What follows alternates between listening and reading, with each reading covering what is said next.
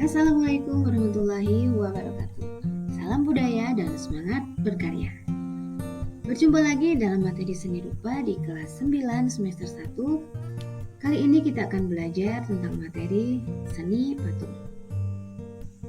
Kompetensi dasar yang akan kita pelajari pada materi ini adalah pengertian patung, fungsi patung, bentuk patung, media patung, dan teknik pembuatan patung.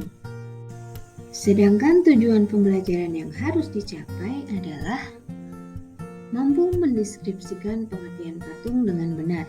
Yang kedua, mampu mendeskripsikan bahan dan alat dalam berkarya seni patung dengan benar.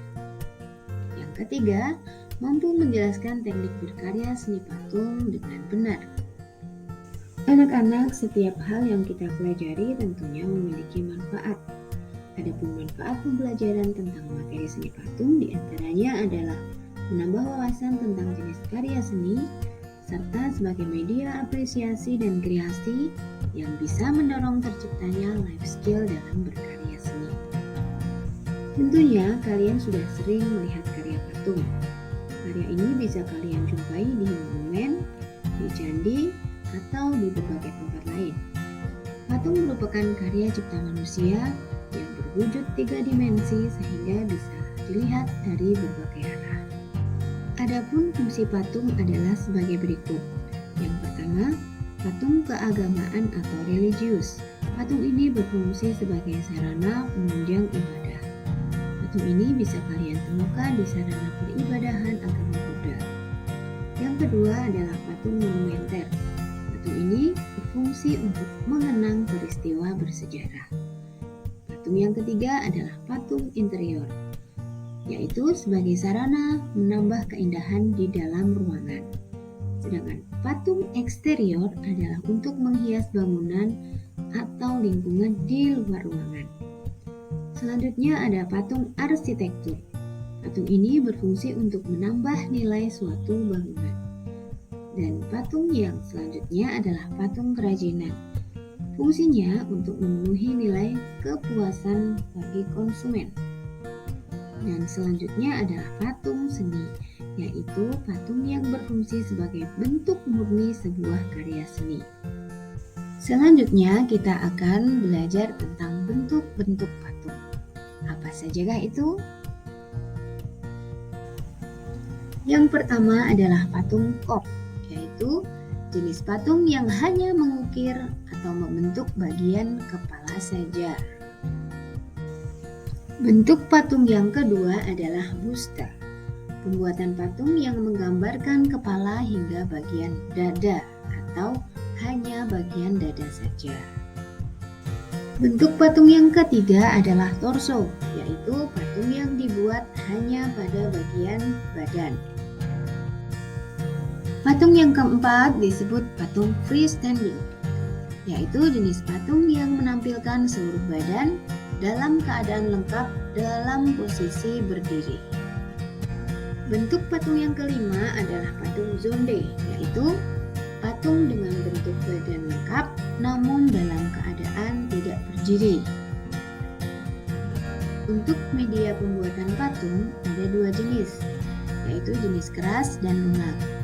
Untuk patung yang berbahan dasar keras kita bisa menggunakan kayu, batu, gading, tulang, dan tanduk.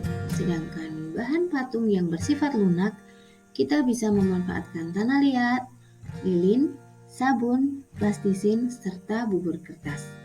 Namun di samping itu kita juga bisa memanfaatkan bahan yang dipergunakan untuk membuat patung dengan teknik cor, yaitu berupa logam, semen, serta gipsum. Setelah kita mengenal bahan pembuatan patung, selanjutnya kita akan belajar tentang teknik pembuatan patung.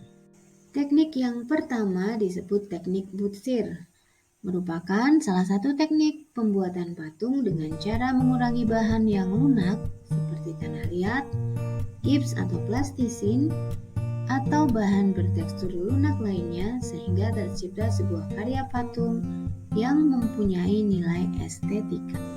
Selanjutnya ada teknik modeling, yaitu Teknik di dalam membentuk patung dengan cara membuat sebuah model terlebih dahulu dan setelah itu dibentuk patung yang sebenarnya.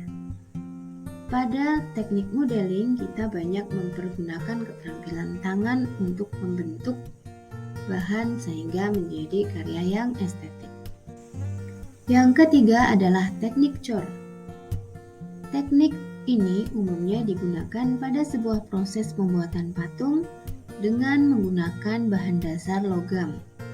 Pembuatan patung pada teknik ini diawali dengan memanaskan bahan logam sehingga menjadi cair, kemudian dituangkan dalam sebuah cetakan patung yang telah mempunyai bentuk rupa patung. Yang keempat adalah teknik pahat. Teknik ini digunakan apabila bahan yang digunakan dengan tekstur keras, seperti kayu, tulang, batu, dipahat untuk mengurangi dan membentuk patung sesuai dengan yang dikehendaki. Yang terakhir adalah teknik konstruktif. Teknik ini hampir mirip dengan teknik permainan puzzle, yaitu dengan merakit bahan dan kemudian merangkainya sehingga menjadi satu kesatuan yang utuh. Setelah menyimak materi tadi, tentunya kalian punya keinginan untuk berkarya membuat patung. Nah, pilihan teknik apa serta media apa yang akan kalian pilih? Selanjutnya, selamat berkarya dan terima kasih telah menyimak video ini. Wassalamualaikum warahmatullahi wabarakatuh.